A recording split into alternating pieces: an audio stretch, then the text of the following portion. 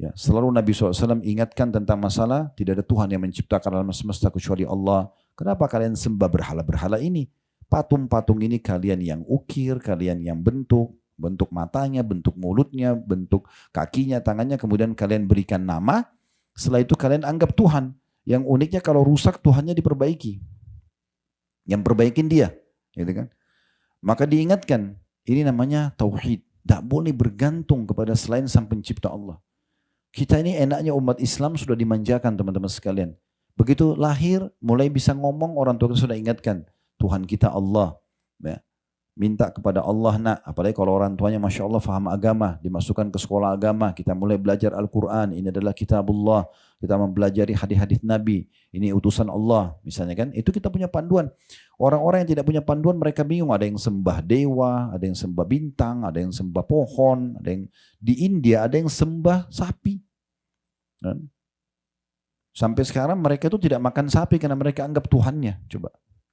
Karena mereka potensi tahu ada Tuhan, iya, tapi tidak terpandu.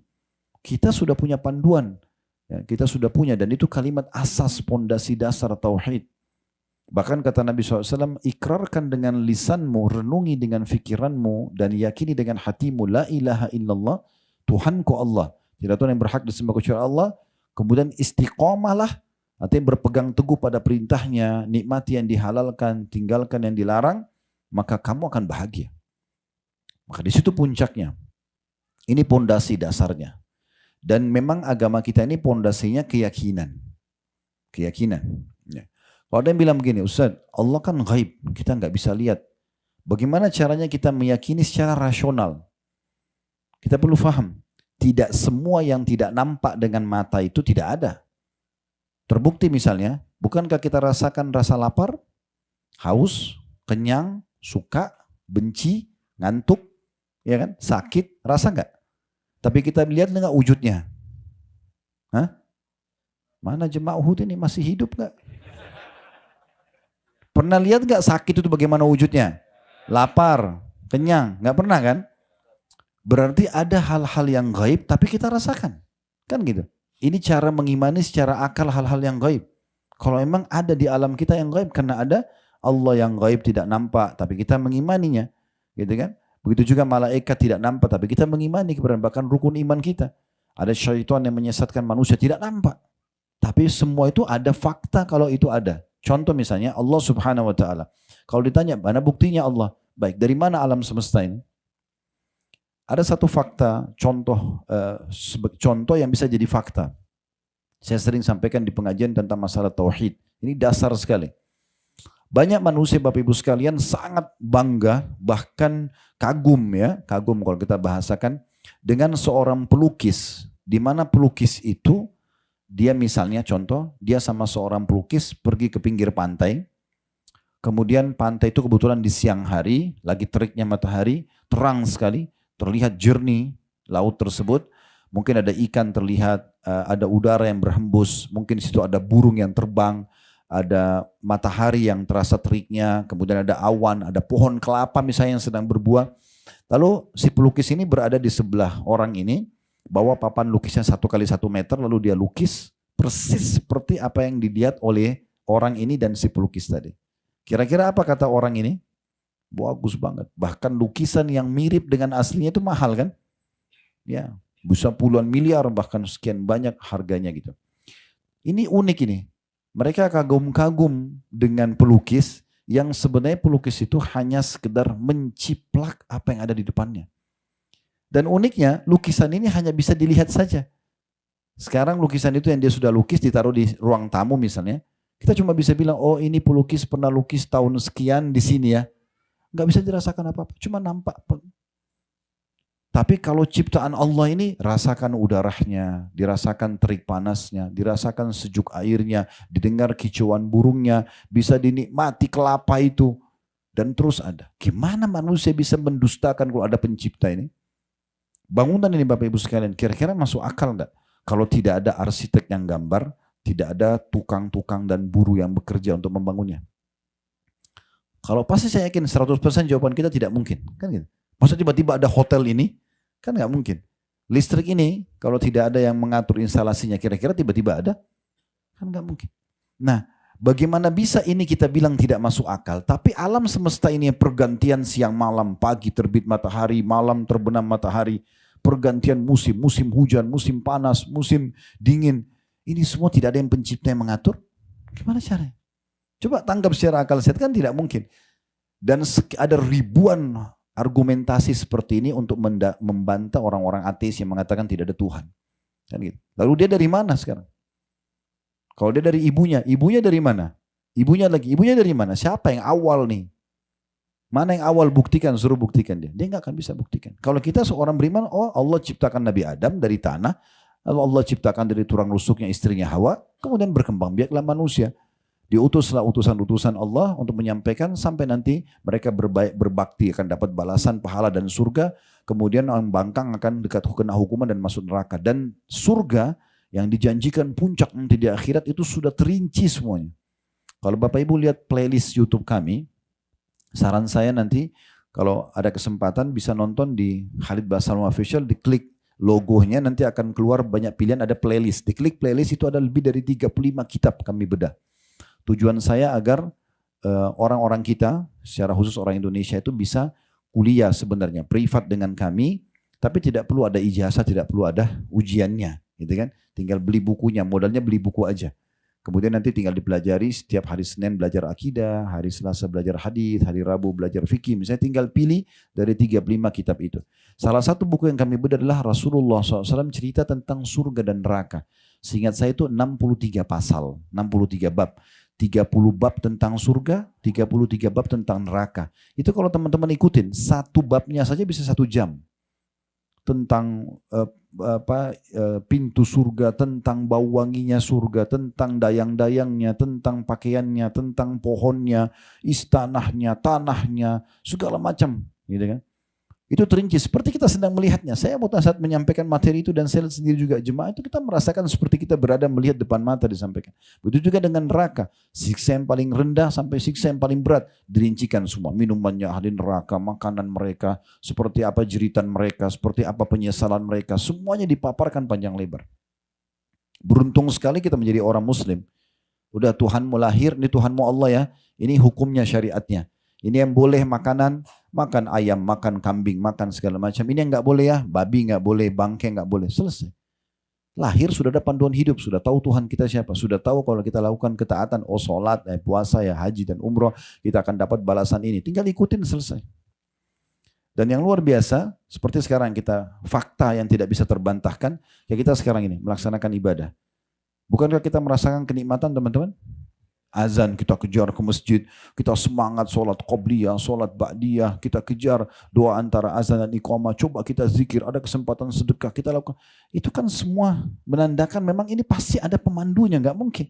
Yang munculkan perasaan itu siapa? Yang mendatangkan semua kita ini siapa? Kan begitu. Ini harus dikuatkan ini. Pondasi tauhid harus kita kuatkan. Jadi kalau pondasi tauhidnya kuat, biar kita sendirian, sedangkan dan kita yakin Allah itu ada bersama kita, clear. Walaupun satu dunia tidak ada yang bersama kita. Apalagi kalau kita mau sempurnakan dengan diikuti sangka baik kita kepada Allah. Kata Nabi SAW, Allah SWT berfirman dalam hadis Qudsi, riwayat Bukhari, Ana inda dhanni abdi bi.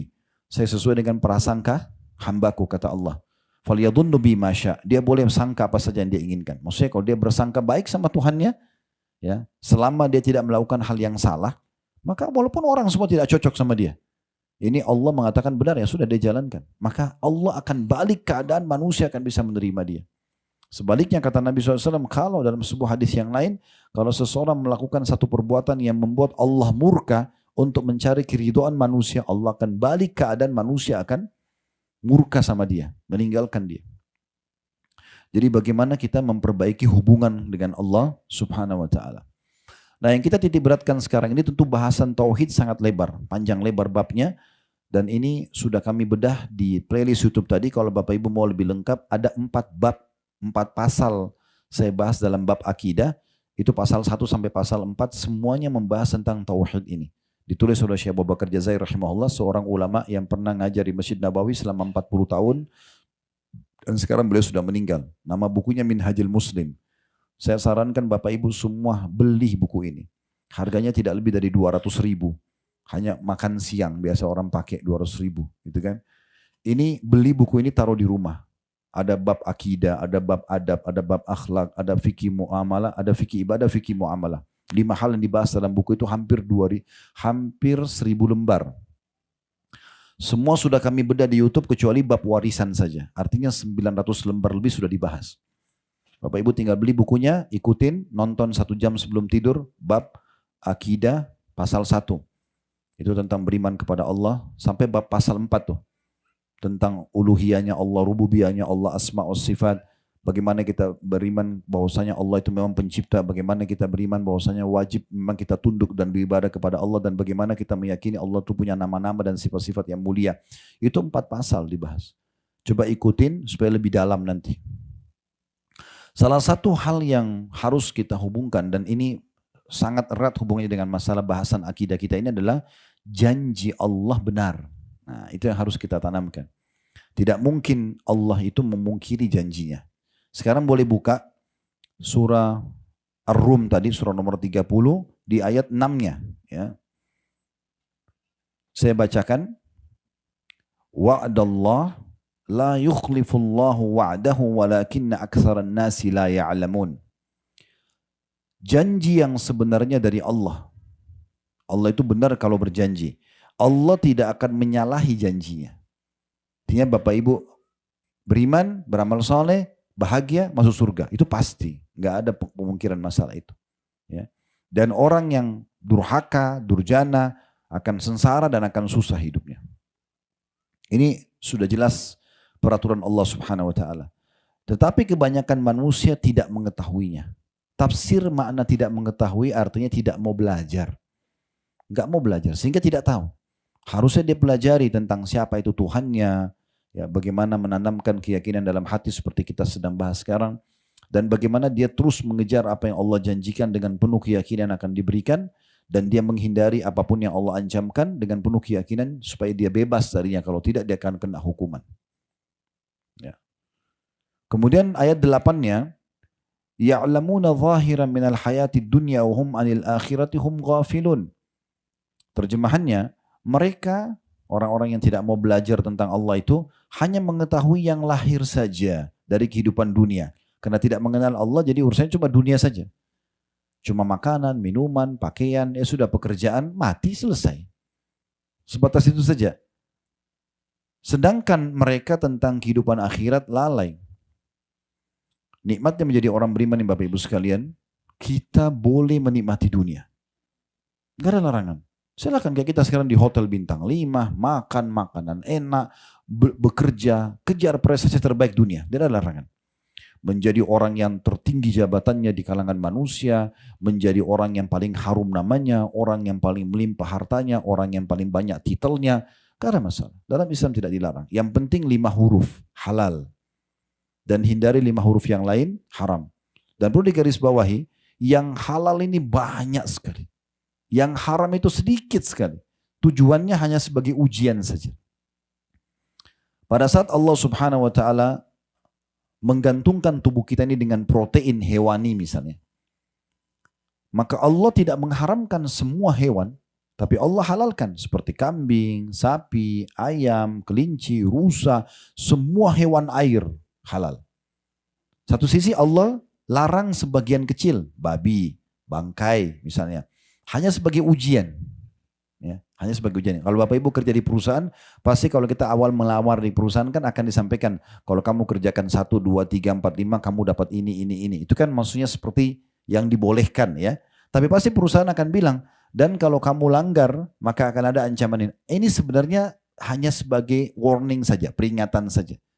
Bukan ini target utama perusahaan. Target utama perusahaan adalah bagaimana kita menjadi pegawai yang baik dan dapat bonusnya. Kan gitu. Ini cuma peringatan. Nah seperti itu antara halal dan haram itu. Jadi sebenarnya yang halal itu banyak. Begitu juga pada saat Allah larang kita minuman keras. Gak boleh mabuk. Gak boleh memabukkan. Tapi Allah ganti air putih, madu, sirup. Di Indonesia ada jamu. Banyak minuman yang lain. Ada kopi, ada teh. Terus kenapa harus khamr? Nah, ada yang lain kan. Pada saat Allah berikan kita potensi untuk suka dengan lawan jenis. Karena kalau tidak saling suka, tidak ada populasi manusia. Laki-laki harus tuangkan spermanya, perempuan harus terima sperma itu lalu bertemu dengan sel itu, lalu dia mengandung 9 bulan. Ini pengorbanan luar biasa. Kalau Allah tidak buat syahwat, maka pasti orang tidak mau. Tapi Allah hiasi dengan syahwat. Tapi Allah ajarkan caranya. Nikah. Yang tidak boleh zina. Kan gitu. Dua-duanya dalam biologis. Perhatikan bedanya. Kalau yang haram ini, zina, semua orang melakukan zina itu ketakutan. Dimulai dengan ketakutan, khawatir. Sehingga biologisnya nggak maksimal. Masuk hotel takut-takut gitu kan. Biologis juga takut-takut. Ini secara kejiwaan juga berpengaruh pada kualitas sperma yang merupakan bibit manusia nanti sama sel telur yang nanti kantongnya manusia itu. Mengganggu. Pada saat hamil, dua-duanya ketakutan. Ya, keluarga mereka malu, keluarganya malu, anak yang lahir nggak jelas statusnya. Kalau dalam lingkup agama Islam, anak zina ini anak haram, tidak ada penisbatan nama, nasab, tidak ada warisan antara dia sama ayahnya. Ini berat sekali. Hanya kenapa? Karena pelampiasan yang tidak boleh. Coba kalau yang halal menikah, semua orang menikah bahagia, gembira, sampai ada bahasakan mereka jadi raja pada saat itu dan jadi ratu ya. Keluarganya semua hormatin, tamu-tamu pada datang ucapkan selamat. Mereka gembira sekali. Dan pada malam pertama mereka masuk ke kamar, orang semua tahu akan terjadi biologis.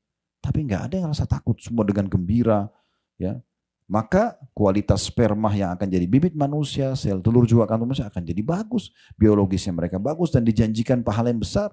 Kata Nabi SAW, di kemaluan kalian ada pahala yang besar. Kata para sahabat, ya Rasulullah, kami gauli istri kami, dapat pahala. Ini sudah enak terus dapat pahala lagi. Kata Nabi SAW, kalau kalian letakkan pada yang haram, zina, dosa enggak? Maka waktu itu Nabi tanya sahabat dan tanda tanya, tapi sahabat sudah enggak jawab lagi karena sudah tahu memang dosa itu kan. Maka kata Nabi begitu juga kalau yang halal. Ya. Maka Allah berikan kita jalan keluarnya. Dan nikah sama zina bedanya hanya kurang dari 5 menit ini. Kalimat akad aja. Wali perempuan bilang saya nikahkan kamu sama anak perempuan saya Fulan bin Fulan dengan mas kawin ini. Ada 2 saksi, ada walinya perempuan, ada maharnya. Sah, selesai. Si laki-laki cuma bilang saya terima nikahnya. Ini kalimat saya terima nikahnya cukup. Kan gitu. Sudah sah, selesai. Lalu kenapa harus zina? Kenapa bukan nikah? Kan gitu. Jadi Allah kasih solusi. Oleh karena itu orang yang beriman kepada Allah ini betul-betul dapat panduan hidup. Semuanya boleh. Tidak ada yang tidak. Ya, jadi yang baik-baik itu boleh semua. Yang haram itu sedikit. Hanya sekedar sebagai ujian. Gitu kan? Seperti itu. Nah selanjutnya ayat 8 sampai beberapa ayat ke depan. Allah subhanahu wa ta'ala sekarang lebih menekankan tentang masalah kenapa kalian tidak beriman kepadaku. Ini loh bukti-buktinya. Nah kita mulai ayat 8.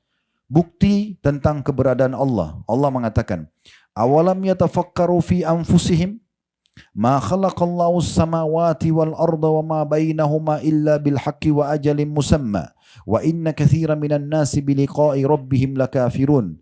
Mengapa mereka tidak memikirkan tentang kejadian diri mereka? Dari mana kita ini? Maaf, ini orang yang sudah berumah tangga pasti tahu.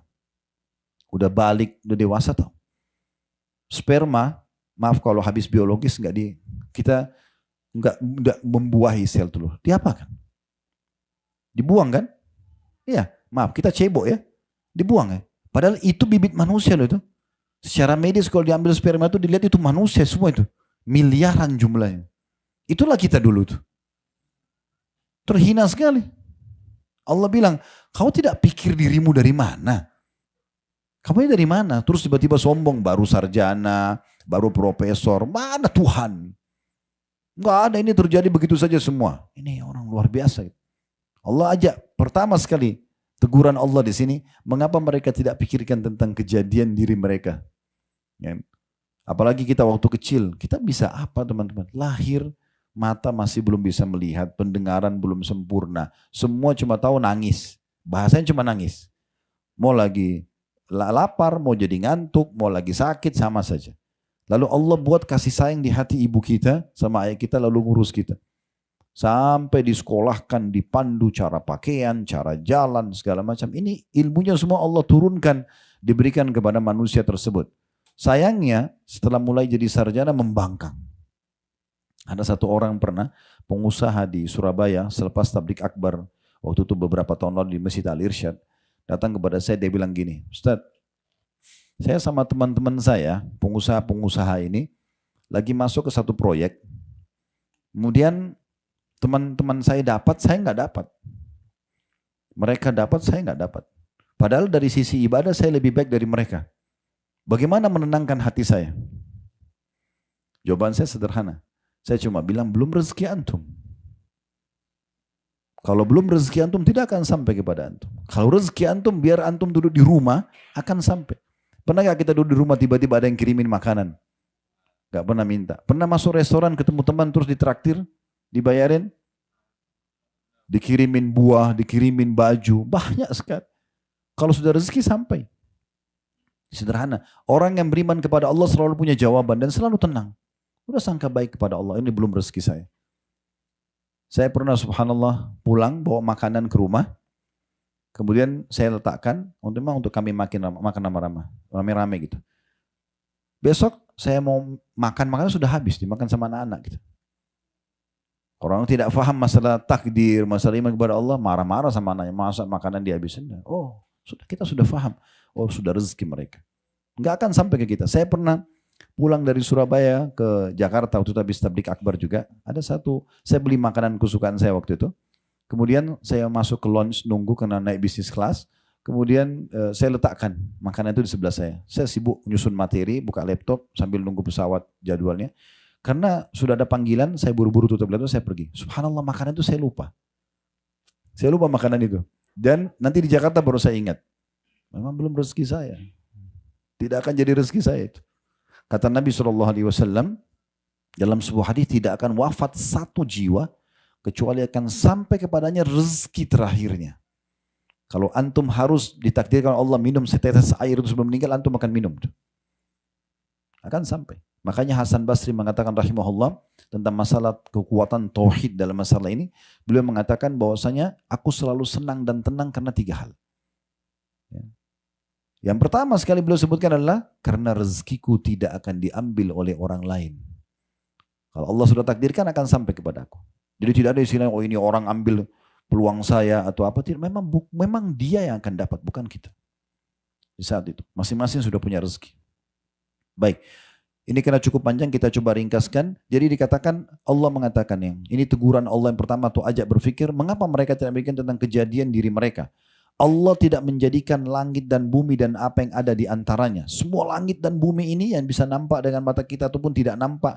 Misalnya kedalaman lautan kita tidak bisa lihat lagi atau terlalu jauh di langit sana ada bintang yang tidak bisa kita lihat. Allah mengatakan Allah tidak menjadikan langit dan bumi dan apa yang ada di antara keduanya melainkan dengan tujuan yang benar dan waktu yang sudah ditentukan. Maksudnya untuk mendatangkan keimanan kalian kepada Allah. Siapa yang mengatur semua ini? Dulu di kota Madinah ini subhanallah, mudah-mudahan satu waktu mereka akan buat lagi. Di sisi kanan yang kemarin kita sempat ke kebun yang Abu Bakar dibayat, ya, Thaqifah Bani Sa'ad. Dulu di situ dekatnya ada pameran Al-Quran. Di dalamnya itu ada satu layar besar, kita bisa lihat jadi dipasang kamera, diperlihatkan kalau 10 meter dari Masjid Nabawi ada orang lagi duduk baca Quran. 10 meter itu kelihatannya seperti ini loh manusia itu. Ditarik 50 meter sudah nggak kelihatan dia.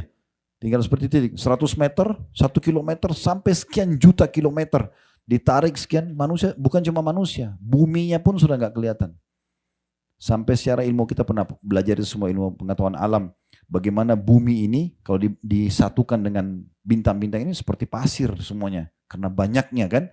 Nah itu secara ilmiah pun terbukti seperti itu. Jadi semua ini Allah ciptakan dengan benar. Harus kita tahu ini ada penciptaan, ada yang mengatur semuanya. Ya.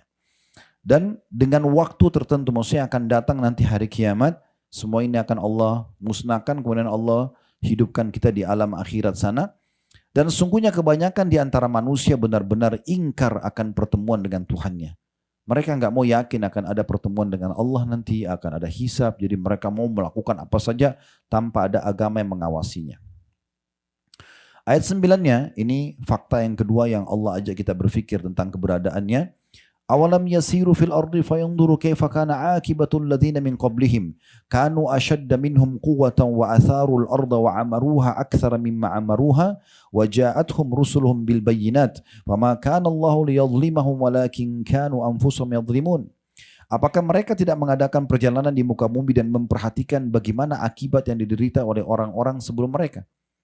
Nah, ini contoh kalau dari sini ada 4 jam dari kota Madinah namanya Madain Saleh. Ya, saya lihat ada beberapa teman-teman kita yang bermain di media di Indonesia, mereka ke sana terus mereka angkat di medsos mereka ya.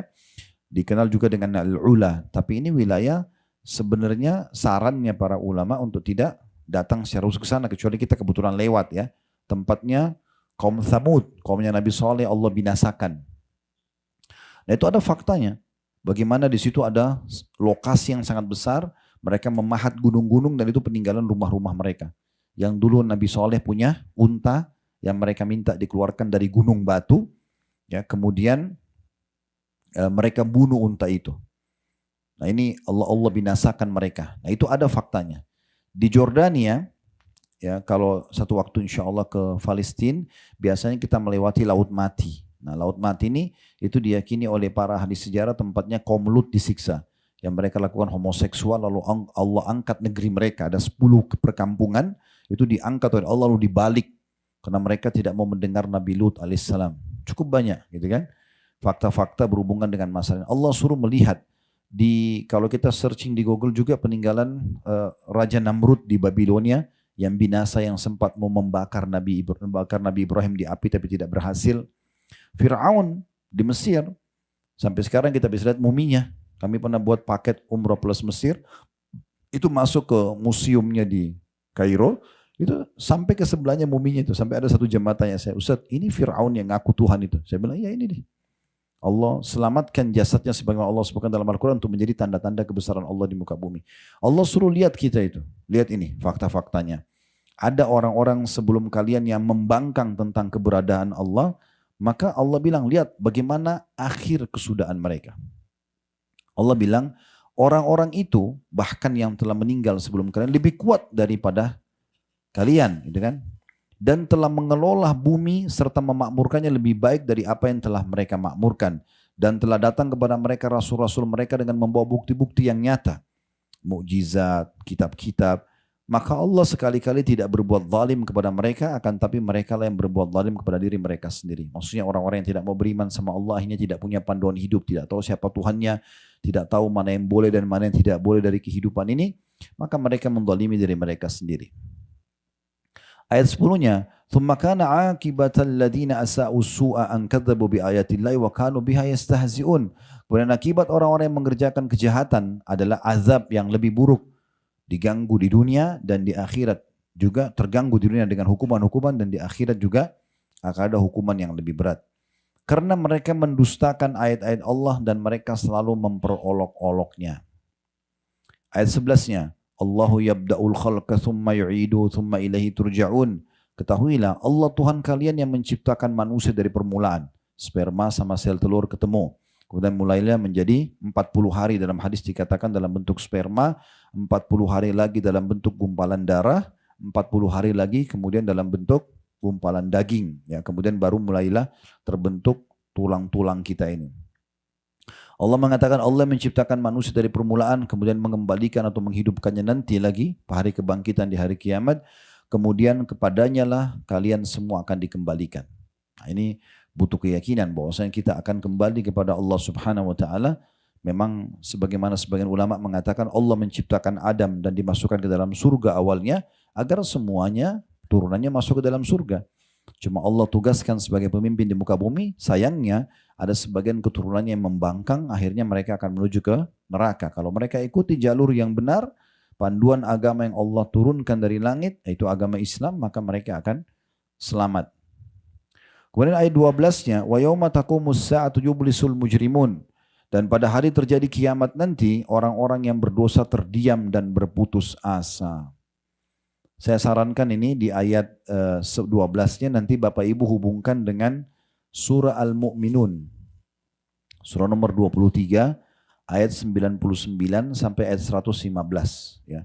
Mungkin kita tidak bisa bahas semua sekarang, tapi Bapak Ibu sekalian bisa nanti kembali ke tadi saya bilang surah Al-Mu'minun surah nomor 23 ayat 99 sampai ayat 115 itu Allah gambarkan bagaimana penyesalan orang-orang yang tidak beriman pada Allah pada saat mereka meninggal.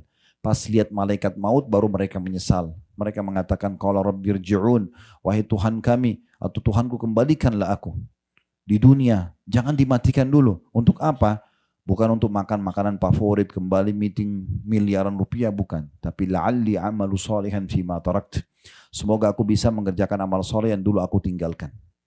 Dan terus saja itu ayat 99 sampai ayat 100, nanti ada sampai 115 bisa Bapak Ibu baca tentang penyesalan mereka. Dan terus terjadi penyesalan itu sampai nanti masuk dalam neraka.